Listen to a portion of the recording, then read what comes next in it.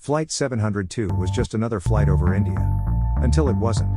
Mid-air, without warning, without a mayday call, it simply vanished. Gone. Hours later, wreckage was found scattered deep within the remote Western Ghats. But the scene was chillingly empty. No survivors, no bodies. Investigators recovered the box. Final captured a flying script. Abruptly, I stat. Then, passenger revealed possible.